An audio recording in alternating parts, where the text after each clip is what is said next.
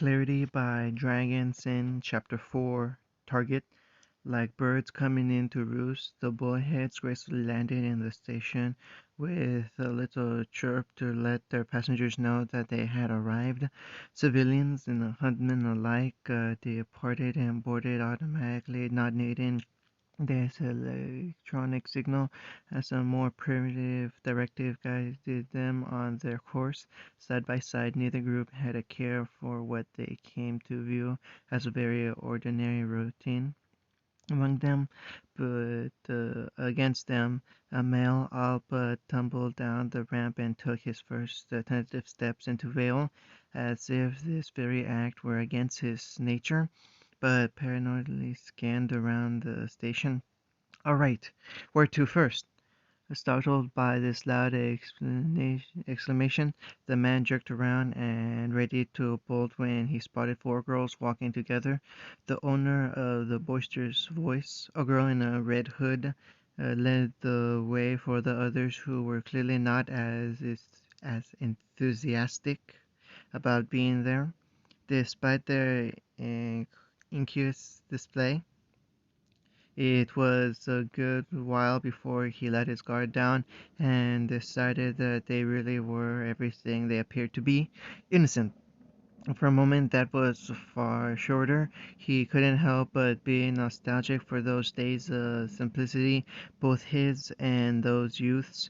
But those times had passed, and real life had caught up to him, albeit earlier than he had expected or wanted. How long it would last for them? For another moment.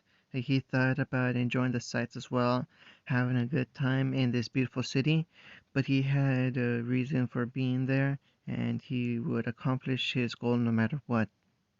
The fallen demanded it. Clarity. Ruby strolled through the streets of Vale with a pep in her step. After a long first week of school, they had arrived, the day that her fellow huntresses would bond and become closer as a team. All four members were there, and she already knew five of the stops they would make. First, they would go to the bike shop so Yang could find some parts for Bumblebee, which would give her sister a chance to show her bike off to the others at the same time. Then they would head to the bookshop so Blake could browse around, maybe make some recommendations for Ruby and the others to read. Although her own interest in reading usually stopped with the dialogue in comics.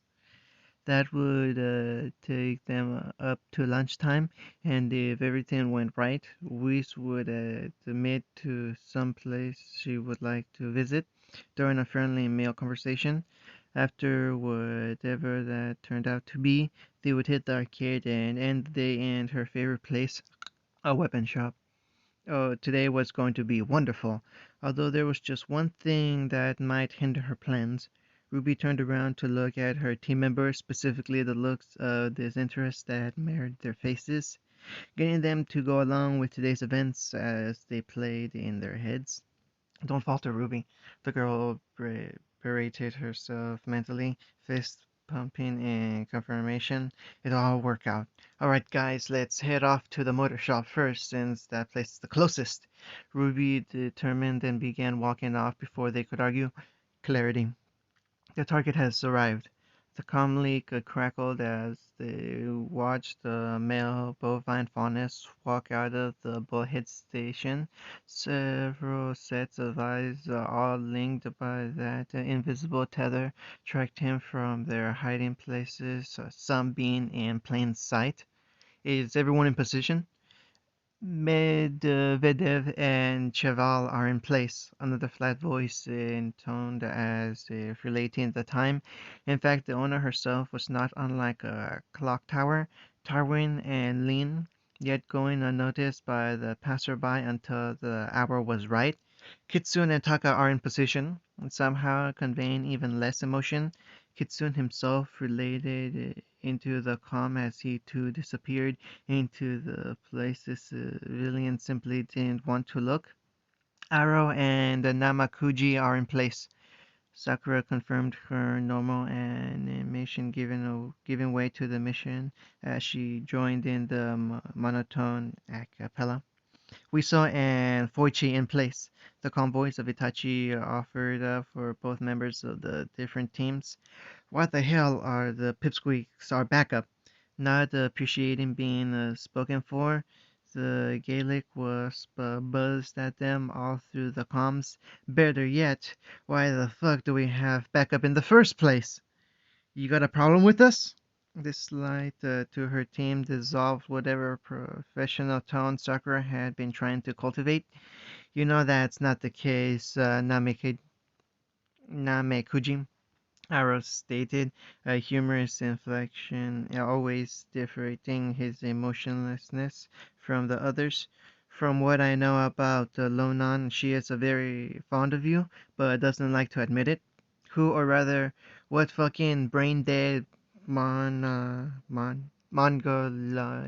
gave you retarded punks that idea? Lonan roared in the calm, almost shortening the electronics. Calm down, Lonan. Another voice offered, amusement not nearly so well disguised as sighs in his gruff voice. You know it's true. Shut it, Farrer, you horse fucker. The diminutive assassin commanded, stomping her foot against the roof of the building she was on and causing a minor tremor. You too, Nilla. I can hear you laughing. Why don't you make me? Not giving an inch to her subordinate and partner, the leader of Team Shiva barked back just as fiercely as she stepped out of the alleyway and into the crowd. None so much as glanced at her, except to appreciate the graceful way her black sari shifted around her svelte frame, and unknown to them, armor hidden underneath. How about you all just shut it? Sasuke grumbled, not intending to actually broadcast his opinion, but forgetting that it was an open line for security. You don't give orders around here, Doug Butt. The tomboy hissed lowly, but no less fiercely. Whatever paper-thin patience Lonan held had worn through long ago, and anyone who knew her could tell that she was one step away from stepping off her rooftop and clobbering whoever wasn't lucky enough to get in her way. But I do. The dark-skinned Nila giggled as she skipped through the streets on the heels of her marks, swaying her hips like it was music and not an argument coming through her headset. And I say, it's not nice to lie, Lonan. Nila, I swear, I'm going to kill you when this is done. But there was no bark to this, as her captain held some unknown sway over the high-strung punk that no one dared to guess at. Whatever. Nila dismissed this tri-threat with an attitude that would have made Sasuke proud if he weren't busy being mortified. Kitsune, you've been quiet, as the only one here who has an opinion worth sharing. Anything to add? No. Okay. Almost physically stumbling back from this refusal, which was like an icy wall, Nilla backpedaled into a meek demeanor. Sorry for bothering you, she muttered, trying to simultaneously bow her head and not lose sight of their goal. Captain, please get a hold of yourself. Already am, Charna. About the facing and personality again, Nila resumed her serious tone and her pursuit of the target. But it is a good question that we haven't had to address. Why are you all here? This is a rather simple mission that shouldn't take two teams. We are here because the elders ordered it. Itachi recited his reasoning with the finality of a commandment from on high, and the elders were rightfully concerned given the high priority of this target and the lack of priority measures in place. Oh, that makes sense. Riding the skip in her step, Nilla responded airily. Well, good to have you guys. Speak for yourself.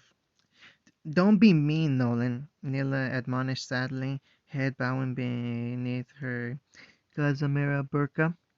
We want them to like us. Target at first location.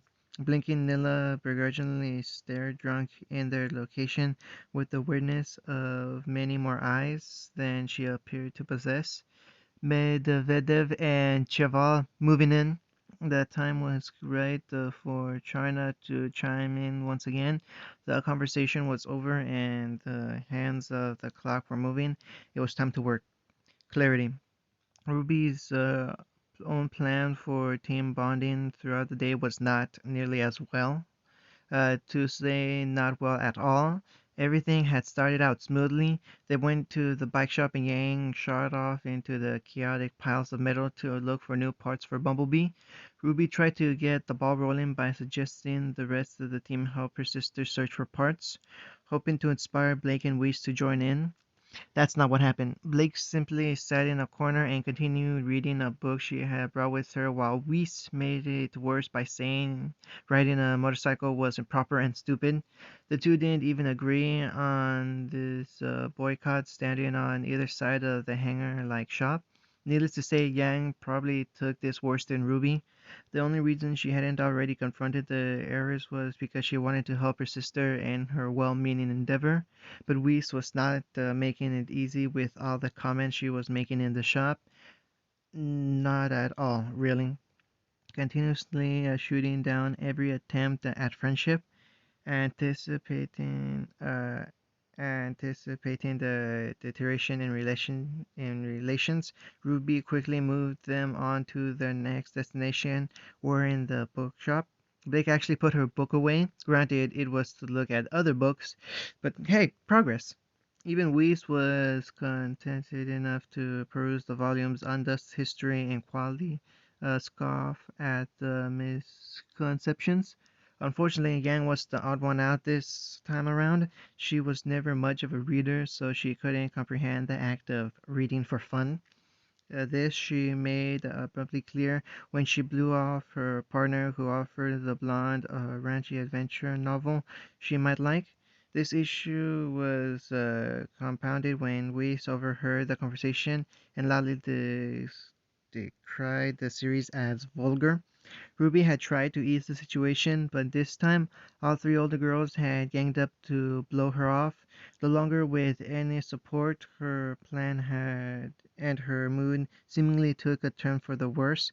The girl had never been so dejected, yet sadly this wasn't rock bottom. Coming up to the present, it was around 1 in the afternoon, and Ruby suggested maybe getting something to eat.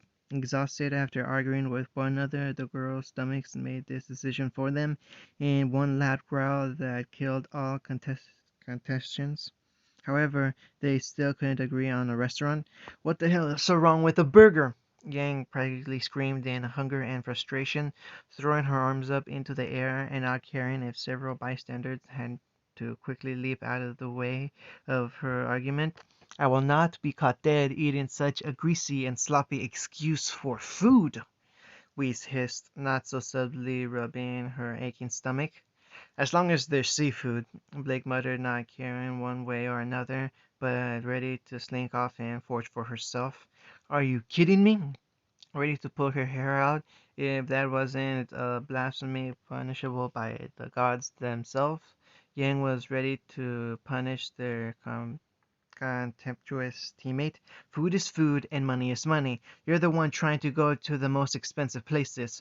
I have standards, Weiss countered, wrinkling her nose as if she could already smell the wrinkled meat threatening her delicate palate. Caviar is exquisite. Is it my fault the merchants here see fit to charge so much for it? What the hell even is caviar? Yang scowled. And unlike you, we all don't have the allowance to buy a house, and then some. I do not. Weiss tried to sound offended, but was going through the mental calculations while turning away to hide her growing chagrin. Either way, unless you're willing to pay for the rest of us, I barely know you people.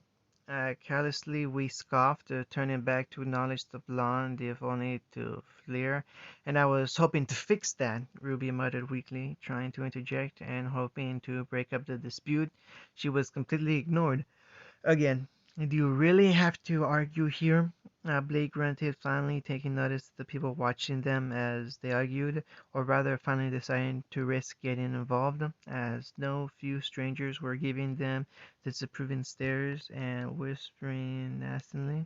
The hidden cat fauna shivered at the negative attention they were attracting. You two are causing a scene.